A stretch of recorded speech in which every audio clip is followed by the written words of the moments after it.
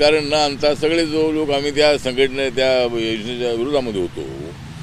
तर आता अक्षय शिंदेची ज्या संबंधामध्ये कालचा जो प्रकार घडलेला आहे त्याच्यामध्ये पोलिसांचं म्हणणं हे आहे की पोलिसांवरती त्यांनी पोलिसांचं जे हत्यार आहे ते हिसकावून घेऊन पोलिसांवरती हमला करण्याचा त्याचा प्रयत्न होता, तो प्रयत्न करत होता आणि त्यामुळं त्याच्यावर त्यांना गोळी झाडावी लागली आणि त्याच्यामध्ये एन्काउंटरमध्ये तो त्याचा मृत्यू झालेला आहे. त्याच्यामध्ये विरोधकांनी राजकारण करण्याची आवश्यकता नाही आहे. हे सगळे लोक म्हणत होते की फाशी झाली पाहिजे आणि आता त्या ठिकाणी कोणाला वाचवण्यासाठी त्याला एन्काउंटर केलं असा आरोप करण्यामध्ये काही सातत्य नाही. मला असं वाटतं की एन्काउंटर हा ॲक्सिडेंटली झालेला आहे आणि अक्षय शिंदे आणि पोलिसांना हमला करण्याचा प्रयत्न केल्यामुळं तो एन्काउंटर झालेला आहे. त्यामुळं विरोधकांनी त्याच्यामध्ये राजकारण करू नये असं आमचं म्हणणं आहे आणि अक्षय शिंदे याला चांगली सजा मिळालेली आहे आणि मला असं वाटतं की त्याला फाशी मिळणारच होती, पण एन्काउंटरमध्ये त्याचा मृत्यू झालेला आहे. केंद्रीय गृहमंत्री अमित शहा आजपासून आता महाराष्ट्राच्या दौऱ्यावर आहेत, पंतप्रधान देखील जात आहेत. सर, विधानसभा निवडणुकांची घोषणा अजून व्हायची आहे, पण जागा वाटपाचं महायुतीतलं काय गणित असणार आहे? तुम्ही किती जागांची मागणी केली? महायुतीमध्ये जागा वाटपाच्या संबंधामध्ये चर्चा सुरू आहे. मोठे 3 पक्ष जे आहेत BJP, शिवसेना आणि राष्ट्रवादी काँग्रेस, त्यांच्यामध्ये सीटांच्या संबंधातला वाद आहे आणि तो लवकरात लवकर मिटण्याची शक्यता आहे. माननीय अमित शहा साहेब उद्या आणि परवा नागपूरमध्ये, संभाजीनगरमध्ये, कोल्हापूरमध्ये आणि त्या पुण्यामध्ये जाणार आहेत. महाराष्ट्राच्या दौऱ्यावर अमितभाई आहेत आणि अमितभाई बऱ्याच जागांच्या संबंधामध्ये एकमत घडवतील अशी अपेक्षा आहे. माझ्या पक्षाची मागणी अशी आहे की माझ्या पक्षाला 10-12 जागा मिळाव्यात. लोकसभेला माझ्या पक्षाला 1 जागा मिळाली नव्हती आणि दलित मतदार जे आहेत, बौद्ध मतदार जे आहेत ते आपल्या बाजूला वळवायचे असतील तर रिपब्लिकन पक्षाला अनदेखी करून चालणार नाही आहे. रिपब्लिकन पक्षाने काही आवाढव्य जागा मागितलेल्या नाही आहे. कालच चंद्रकांत बावनकुळे यांना आमचं एक शिष्टमंडळ भेटलं आणि त्यांच्याकडे जवळ 20-21 जागांची यादी आम्ही दिलेली आहे. त्याच्यामधल्या 10 ते 12 जागा आम्हाला द्याव्यात अशा पद्धतीची आमची मागणी आहे. कुठल्या भागातल्या या जागा आहेत सर महाराष्ट्रातल्या? जागा त्याच्यामध्ये विदर्भ आहे, मराठवाडा आहे, पश्चिम महाराष्ट्र आहे, मुंबई आहे, नाशिक डिव्हिजन आहे, या भागातल्या त्या जागा आहेत आणि त्या जागामध्ये 10-12 जागा आम्हाला मिळाल्या तर मला असं वाटतं की दलित मतांना आपल्या बाजूला मोठ्या प्रमाणामध्ये ट्रान्सफर करण्यामध्ये आम्हाला चांगलं यश मिळणार आहे. लोकसभेच्या वेळेला संविधानाच्या मुद्द्यावर दलित मतं जी आहे अनेक ठिकाणी मिळालेली आहेत, पण अनेक ठिकाणी ती मतं मिळाली नाही आणि त्यामुळं BJPच्या आणि आमच्या महायुतीच्या उमेदवारांना फटका बसलेला आहे. त्यामुळं मला असं वाटतं की यावेळेला मात्र दलित मतदार जो आहे हा बॅलेन्सिंग असतो आणि दलित मतदारांना आपल्या बाजूला वळवण्यासाठी रिपब्लिकन पक्षाला एक मंत्रिपद देण्याचं आश्वासन मिळालं होतं, पण ते काही मिळालं नाही. तर आता आमची मागणी अशी आहे की 1 MLC RPIला मिळाला पाहिजे. 12 जे MLC आता गव्हर्नर नॉमिनी आहेत त्याच्यामध्ये 1 MLC RPIला मिळाला पाहिजे आणि 2 महामंडळाची चेअरमनपदं जी आहेत ती आम्हाला मिळाली पाहिजे आणि त्याच्यामधलं पहिलं महामंडळ जे आहे महात्मा फुले मागासवर्गीय महामंडळ आहे आणि दुसऱ्या एखाद्या महामंडळाचं अध्यक्षपद आम्हाला मिळावं आणि बाकीचे मेंबरही आमचे घ्यावेत अशी आमची मागणी आहे. तुम्ही काही दिवसांपूर्वी प्रकाश आंबेडकरांना एक ऑफर दिली होती, सोबत यावं, महायुतीत त्यांनी सहभागी व्हावं, काय त्यांच्याकडून रिस्पॉन्स मिळाला नाही सर? नाही, मला असं वाटतं की प्रकाश आंबेडकर हे चांगले धूर्त राजकारणी आहेत. ते अनेक वेळेला स्वबळावर निवडणुका लढण्याचा प्रयत्न करत आहेत. त्यांना मतं बऱ्यापैकी मिळतातही, पण अजून त्यांना एवढी मतं मिळाली नाही की त्यांचा पक्ष राज्यामध्ये रेकग्नाइज होईल. म्हणजे राज्यामध्ये एवढ्या सगळ्या जागा लढूनही त्यांच्या पक्षाला मान्यता मिळेल एवढी मतं मिळालेली नाही आणि 1 जागा निवडून येत नाही. लोकसभेला सगळ्या जागा ते उभ्या करतात, 1 जागा निवडून येत नाही.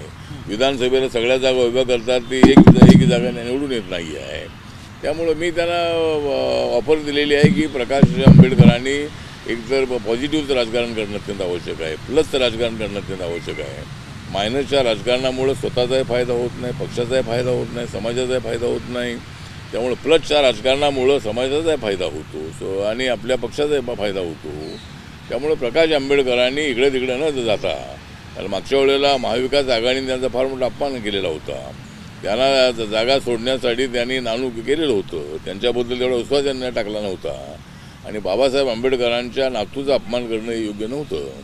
पण महाविकास आघाडीने त्यांचा अपमान केलेला असल्यामुळे ते त्यांचं गेले नाहीत. पण त्यांनी महायुतीसोबत यायला हवं होतं. जर महायुतीसोबत जर ते असते तर आज ते लोकसभेमध्ये मेमोरा पार्लमेंट म्हणून आले असते. त्यामुळे अजूनही ते त्यांच्याकडे आपली सूचना त्यांना ऑफर आहे की प्रकाश आंबेडकर यांनी स्वतःच्या बळावर विधानसभेच्या निवडणुका लढता त्यांनी महायुतीसोबत यावं, अशा पद्धतीची माझी त्यांना ऑफर आहे, सूचना आहे. आणि त्याचा विचार ते गंभीरपणे करतील आणि हा निर्णय समाजाच्या फायद्याचा होऊ शकेल असं मला वाटतं. संजय राऊत आज पत्रकार परिषदेत म्हणाले की एका शिंदेचा दुसऱ्या शिंदेने एन्काउंटर केला, दुसरे शिंदे जे आहेत त्यांचा एन्काउंटर जनता करेल.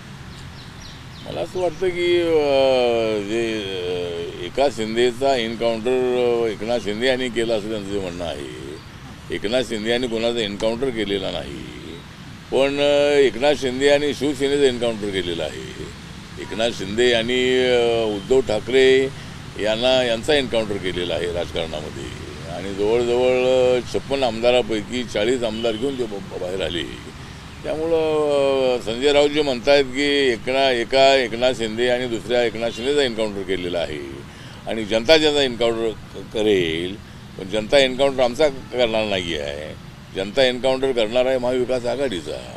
कारण आम्ही लोकांच्या समोर डेव्हलपमेंटची कामं केलेली आहे. नरेंद्र मोदींच्या नेतृत्वाखाली देश आणि महाराष्ट्र विकासाच्या दिशेने पुढे जातो आहे. अनेक निर्णय आम्ही घेतलेले आहेत एकनाथ शिंदे आणि आमच्या सरकारने. त्यामुळं जनता आमच्यासोबत राहणार आहे आणि आम्हाला नक्की बहुमत मिळेल अशी आम्हाला पूर्णपणे अपेक्षा आहे. आणि सरकार महायुतीचं येणार असं आम्हाला पूर्णपणे खात्री आहे, विश्वास आहे.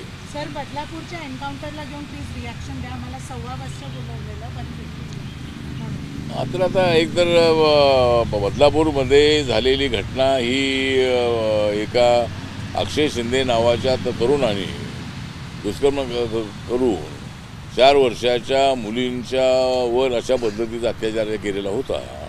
आणि ही घटना मानवतेला कलंक लावणारी होती. त्यावेळेला बदलापूर आणि महाराष्ट्रभर, मुंबईभर, ठाणे जिल्ह्यामध्ये आंदोलन झालं आणि लोकांनी मागणी केली होती की या अक्षय शिंदेला फाशी झाली पाहिजे. आणि त्यावेळेला विरोधकांनी मागणी केली होती की अक्षय शिंदेला फाशी झाली पाहिजे. पण कालचा जो प्रकार एन्काउंटरचा घडलेला आहे त्यामध्ये माननीय देवेंद्र फडणवीस यांनी सत्य माहिती दिलेली आहे की अक्षय शिंदे यांनी पोलिसांचं जे पिस्तूल आहे ते हिसकावून त्यांच्यावर हमला करण्याचा प्रयत्न केलेला होता. आणि त्यामुळं पोलिसांना त्याच्यावर गोळी मारावी लागलेली आहे. कोणाला वाचवण्यासाठी त्याचा एन्काउंटर केला असं अजिबात नाही आहे. याच्यामध्ये जे लोक आरोपी होते ते सगळे पकडण्यात आलेले आहेत आणि त्यांच्यावर केस लावलेली आहे. त्यामुळे कोणाला वाचवण्यासाठी एन्काउंटरची आवश्यकता अजिबात नव्हती. ॲक्सिडेंटली हा प्रकार घडला आणि तो पोलिसांवरती जे हमला करण्याचा प्रयत्न करत होता म्हणून पोलिसांना एन्काउंटर करावं लागलेलं आहे. त्यामुळे विरोधकांनी त्याचं राजकारण करू नये.